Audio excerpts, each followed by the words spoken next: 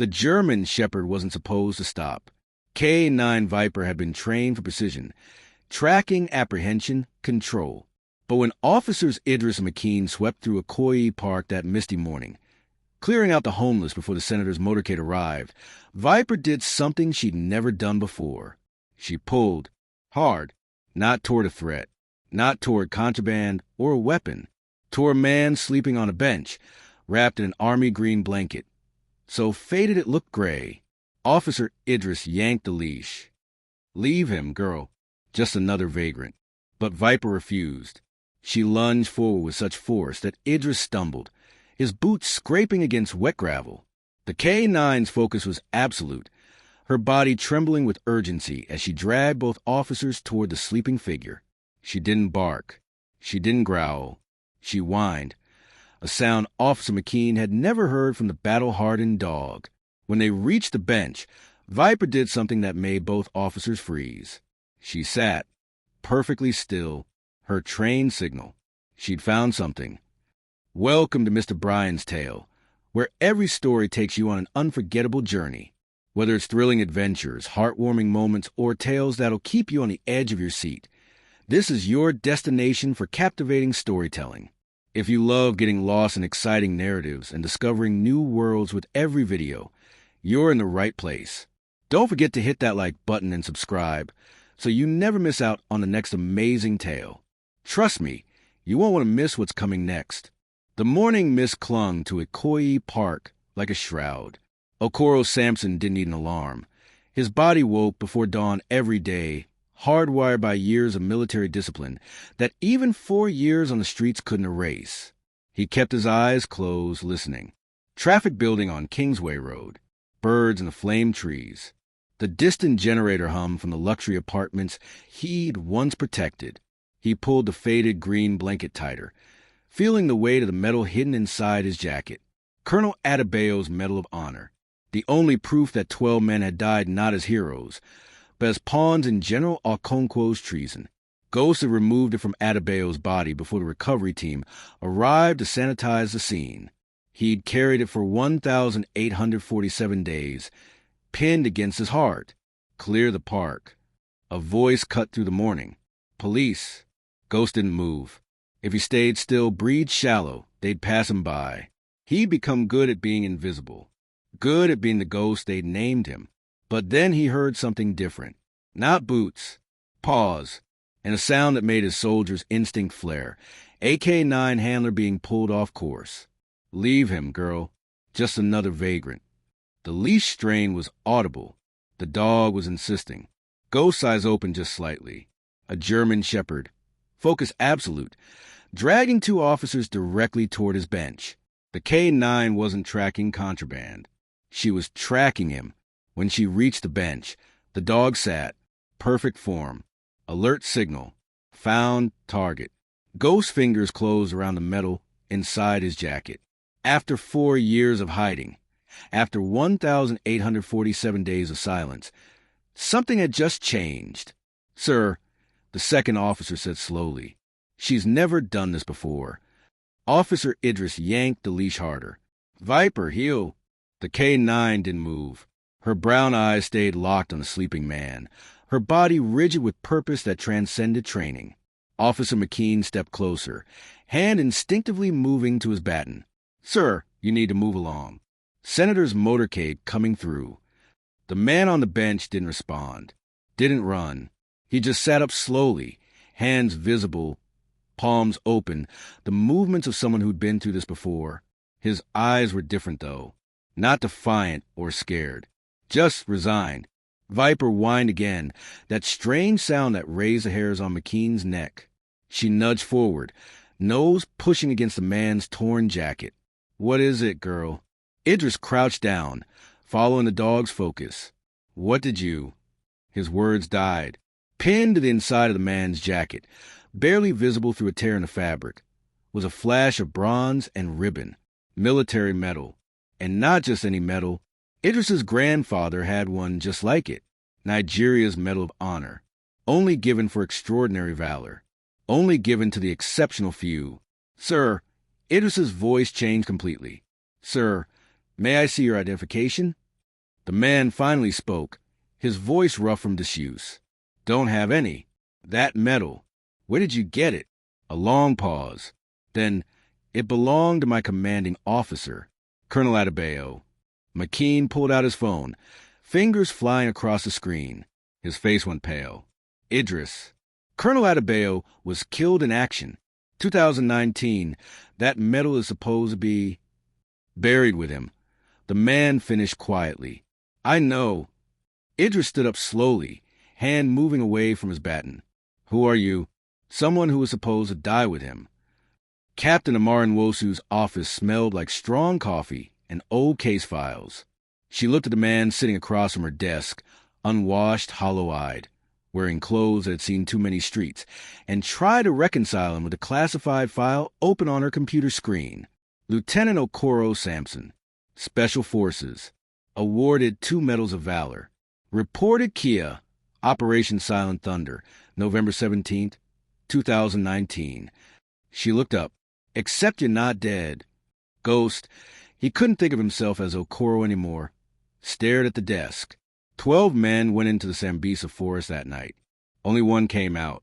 That man died anyway. Just took his body longer to figure it out. Viper lay beside his chair, refusing to leave even when Officer Idris tried to call her away. The K-9 had found something in Ghost that even he had forgotten was there. "Tell me what happened," Captain Nwosu said quietly. The words came slowly, like blood from an old wound reopening. The mission was supposed to be simple: raid a Boko Haram weapons cache, extract intel, evacuate. But when they arrived, the terrorists were waiting, not just waiting, armed with Nigerian military-grade weapons. Brand new FN-FAL rifles. M84 grenades still in army packaging. "We were ambushed with our own weapons," Ghost said. Adebayo realized it immediately. Someone high up had armed them. He recorded everything on his helmet cam before. His voice broke. "Before they cut us down." "The official report says equipment failure," Captain Nwosu said carefully. "The official report is a lie written by the man who sold those weapons, General Marcus Okonkwo." The room went silent. Outside, Lagos traffic hummed. Inside, a truth 4 years buried had finally found voice. "Can you prove it?" Nwosu asked. Ghost touched the metal through his jacket. "Adebayo made sure I could." Officer Idris stood outside the interrogation room, watching through the one-way glass. Makinde leaned against the wall beside him, arms crossed. "You believe him?" Makinde asked. Idris didn't answer immediately. He'd spent 6 years on the force learning to spot liars. The homeless man inside, Ghost, Sampson, whoever he was, didn't have a tells. No shifty eyes. No elaborate details. Just hollow, exhausted truth. "General Okonkwo donated 3 million naira to our police academy," Idris said finally. "Built the new training facility.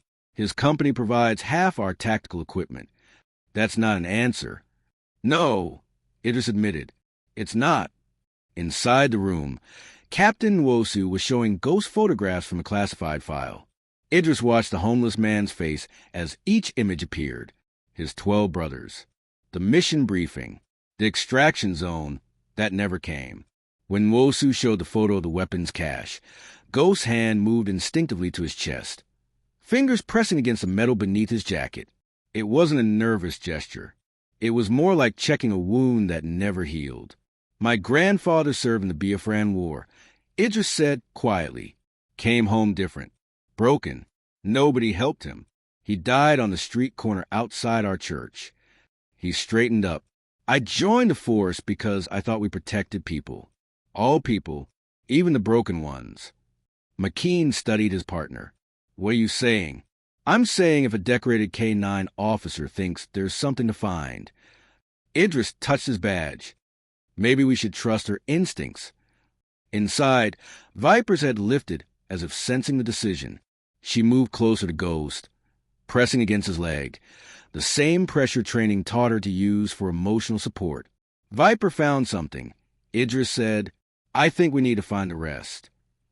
Zainab Lawal didn't believe in conspiracy theories. 20 years in investigative journalism had taught her that most cover-ups were just incompetence and bureaucracy. But the email Captain Nwosu sent her at 2 a.m. made her reconsider. She met them in a police auxiliary office in Yaba.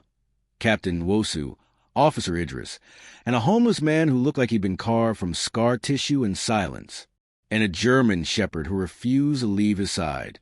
"You're telling me," Zainab said slowly, reviewing the document spread across the table, "that General Marcus Okonkwo, national hero, defense contractor, presidential advisor, armed the same terrorists who killed Operation Silent Thunder?"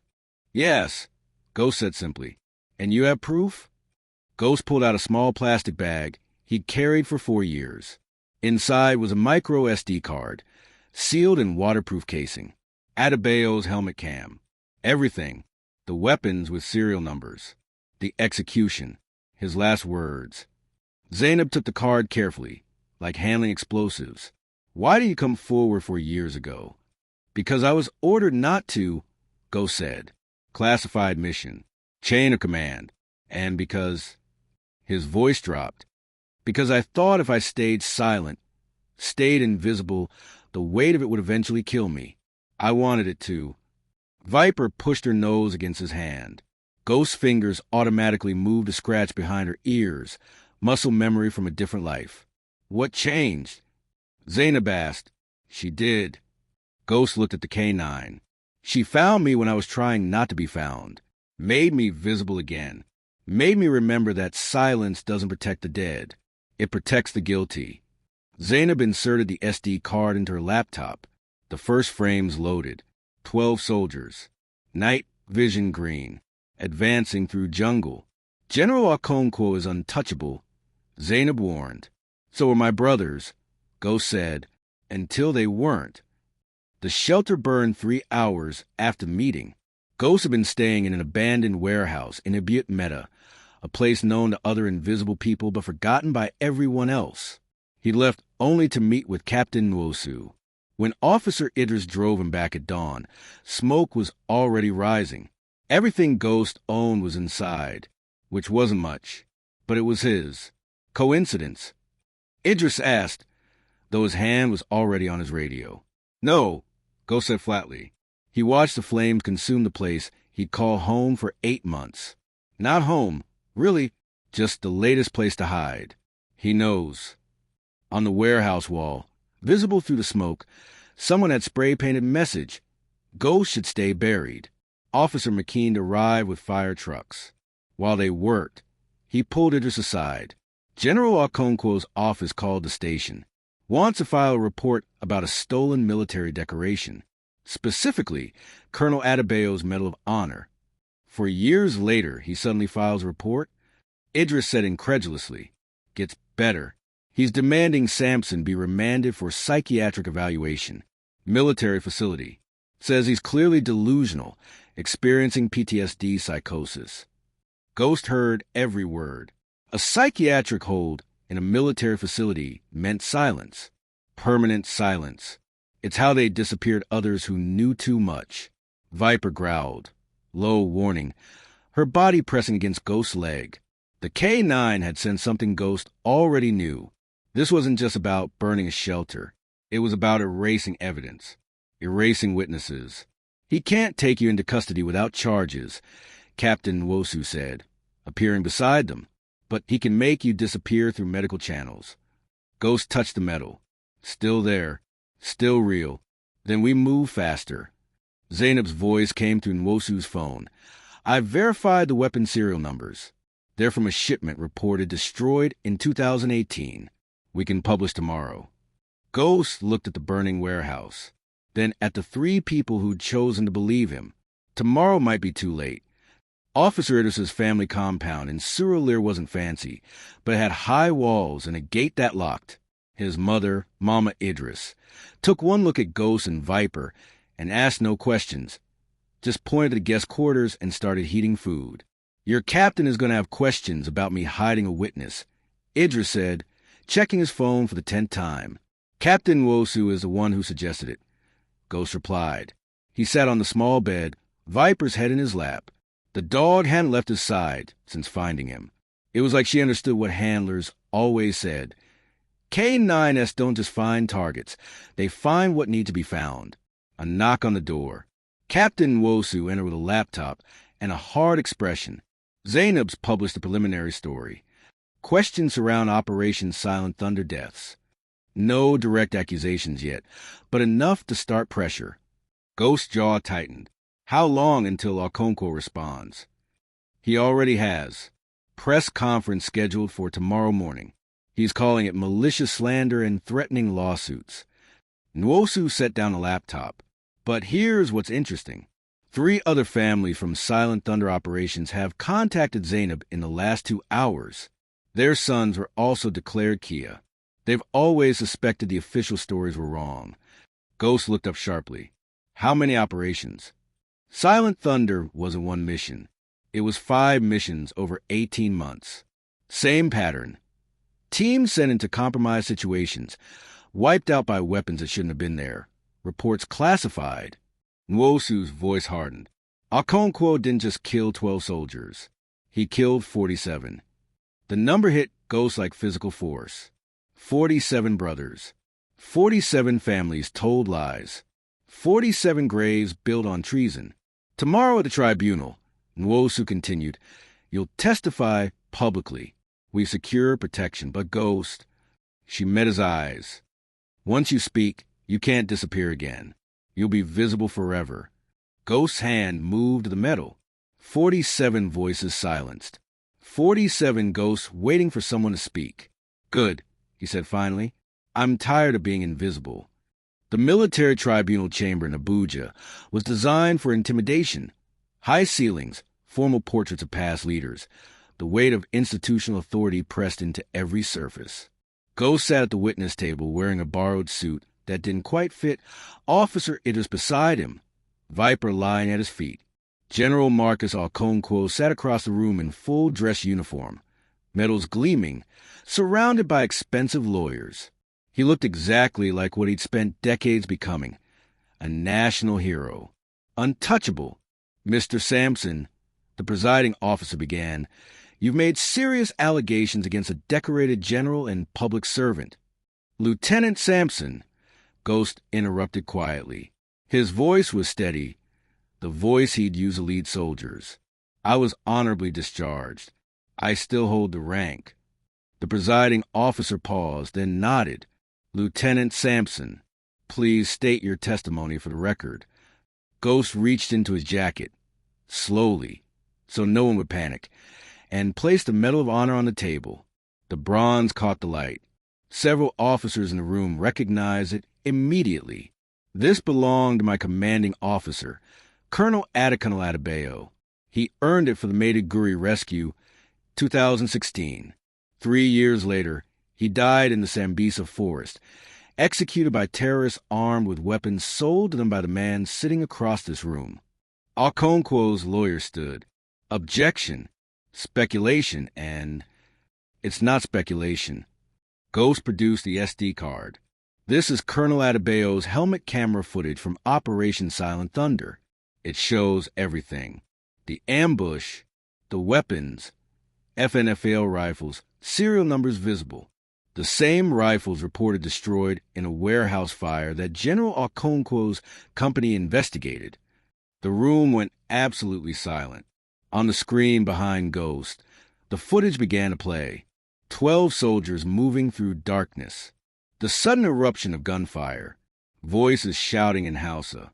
And then, clear as daylight, weapons with visible military serial numbers. Colonel Adebayo's voice, his last words, tell them we were betrayed. Ghost's voice cut through, I'm telling them, sir. Finally, I'm telling them. The footage ran for 12 minutes. 12 minutes that destroyed 40 years of General Okonkwo's carefully constructed legacy. The weapon procurement ledgers appeared next, documents Zainab's team had obtained through forensic accounting. Shipments marked destroyed that appeared in terrorist hands. Bank transfers to shell companies. Signatures that matched Okonkwo's authorized codes. Then Captain Nwosu played her evidence. Operation Silent Thunder wasn't isolated. We've identified 5 separate missions over 18 months where Special Forces units were deployed into compromised situations. 47 soldiers killed. All missions approved by General Okoro. All using his intelligence. All resulting in weapons captures that were actually resupply operations. He was running a smuggling ring, Zainab testified from a witness stand, using Special Forces as cover. When teams got too close to the truth, he sent them into ambushes. Okoro finally stood, his composure cracking. This is a conspiracy by a disturbed vagrant and... A vagrant. Ghost's voice was ice. I'm Lieutenant Okoro, Sampson. I served 13 years. I earned 2 medals of valor. I watched 12 of my brothers die because you sold weapons to the enemy, because your profit was worth more than their lives. He stood, and Viper stood with him, the K-9 who'd found him when he wanted to stay lost. You turned me into a ghost, General. You took my unit, my purpose, my identity. You buried the truth, so deep I thought I'd die with it. Ghost's voice strengthened. But ghosts don't stay buried when they have something to say. The presiding officer looked at Okoro. General, you will remain in custody pending criminal investigation. This tribunal finds sufficient evidence for court-martial proceedings on charges of treason, arms trafficking, and conspiracy to commit murder. Okoro's medals meant nothing now. Truth had weight that gold couldn't match. 6 months later, Ghost stood in front of the new building in Surleer. The sign read, Operation Silent Thunder K-9 Veteran Support Program. Viper sat beside him, now officially his partner. The K-9 unit had retired her from active duty and assigned her to the program. The dog who'd found him would help find others. Captain Wosu, now promoted to major, arrived with Officer Idris. The Minister of Defense approved full funding, she said. Housing, mental health support, job training. Everything you proposed. Ghost looked at the building. 6 months ago, he'd been invisible. Now, he was the program director. Now he had purpose beyond survival. 47 families received full compensation and official apologies, Idris added. Okoro's been sentenced to 25 years. His defense contract's canceled. His empire is gone. Good, Ghost said simply. A car pulled up. A young man got out, mid-20s, wearing an army jacket, eyes that Ghost recognized. The haunted look of someone carrying weight invisible to others. Lieutenant Sampson? The young man's voice was hesitant. I'm Corporal Adeyemi. I read about the program, about what you did. I've been on the streets for 8 months since I came back from the Northeast. I didn't know where else to go. Ghost understood. He'd been there, invisible, voiceless, convinced he was already dead. You're in the right place, Ghost said, extending his hand. We've got housing, counseling, and AK-9 program. Dogs like Viper here, they're good at finding what's lost. Viper approached Corporal Adeyemi, tail wagging slightly. The young veteran knelt down, hands trembling as he touched the K-9's fur. Something in his face shifted, the first crack in the wall between lost and found. Ghost remembered that shift, the moment when invisible started becoming visible again. Welcome home, Corporal. Ghost said, we've been waiting for you. Emotional beat. Transformation complete. Purpose found. Ghost resurrected. Healing others. Full circle. Hope restored. The ceremony at the National Military Cemetery in Abuja was small but significant. 47 names were being added to Memorial Wall. Names that had been buried under lies and classified stamps for years. The family stood together, some crying, some standing rigid with long-delayed grief finally acknowledged. Ghost wore his dress uniform for the first time in 4 years. It still fit, though his frame was leaner now. The medals felt heavy on his chest, not with pride but with memory. Colonel Adebayo's widow, Mrs. Adebayo, approached Ghost slowly. She was smaller than he'd imagined, gray-haired, with eyes that had known too much waiting and not enough answers. Lieutenant Sampson, she said softly, thank you for bringing my husband home. Ghost carefully removed the Medal of Honor from his jacket, the medal he'd carried for 1,847 days, through shelters and streets, and finally through testimony that brought justice. "This belongs with him, ma'am," Ghost said, placing it in her hands. "I was just keeping it safe." She closed her fingers around the metal, tears streaming. "Adekunle will be proud of you. You honored your promise to him." Ghost's throat tightened. "I failed him for 4 years." "No," she said firmly. "You survived. And then you fought. That's not failure. That's exactly what he would have wanted." The ceremony began. 47 names read aloud. 47 families given the dignity of truth. 47 ghosts finally laid to rest with honor. Viper pressed against Ghost's leg as the names were called. When they reached Colonel Adekunle Adebayo, Ghost saluted, sharp, perfect, the muscle memory of a soldier who never stopped serving, even when he'd forgotten how. Mrs. Adebayo placed a Medal of Honor at the base of the memorial wall, beside her husband's name, where it belonged, where truth belonged. Ghost finally allowed himself to exhale. The weight he'd carried wasn't gone. It would never be gone. But now it was shared. Now it was honored. Now the ghost could rest. 1 year after Viper dragged 2 officers toward a sleeping veteran, Ghost stood in the doorway of his office at the Silent Thunder program. 43 veterans had come through in 12 months. 43 invisible people becoming visible again. Corporal Adeyemi was training his service dog, a German shepherd named Echo. 3 other veterans worked in the facility's workshop, learning construction skills that would lead to jobs. The building buzzed with purpose, with the sound of ghosts becoming men again. Officer Idris visited weekly, sometimes bringing Mama Idris's cooking. Major Nwosu served on the program's advisory board. Zainab had won a journalism award for her investigation and used the prize money to fund art therapy classes. But the most profound change was the one Ghost saw in the mirror each morning. He was no longer invisible, no longer silent, no longer waiting to die. Viper slept under his desk, gray creeping into her muzzle now. The K9 who'd found him when he was lost, who'd insisted he mattered when he'd forgotten his own worth. She was retired from active duty, but worked more days than not. The veterans responded to her in ways they couldn't yet respond to humans.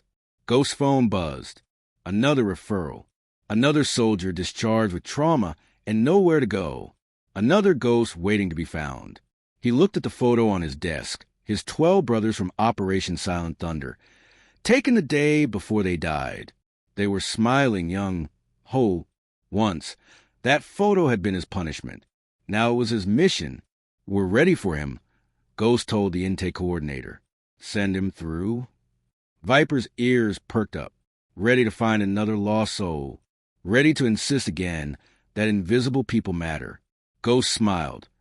The first real smile in what felt like lifetimes.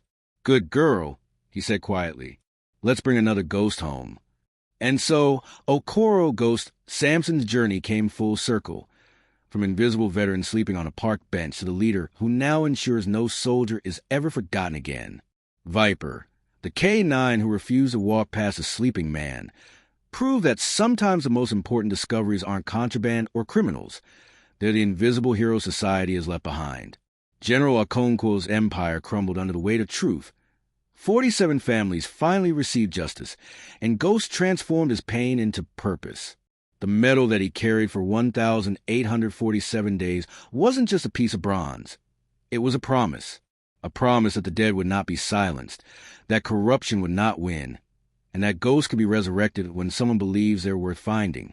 Today, the Operation Silent Thunder K9 Veteran Support Program stands as a testament to one simple truth. Everyone deserves to be seen. Everyone deserves to come home. Thank you for watching Mr. Bryan Tales. If this story moved you, please subscribe, and share, because every ghost deserves someone who refuses to walk past. Drop a comment below and tell us, what would you have done in ghost position? Would you have stayed silent or spoken up?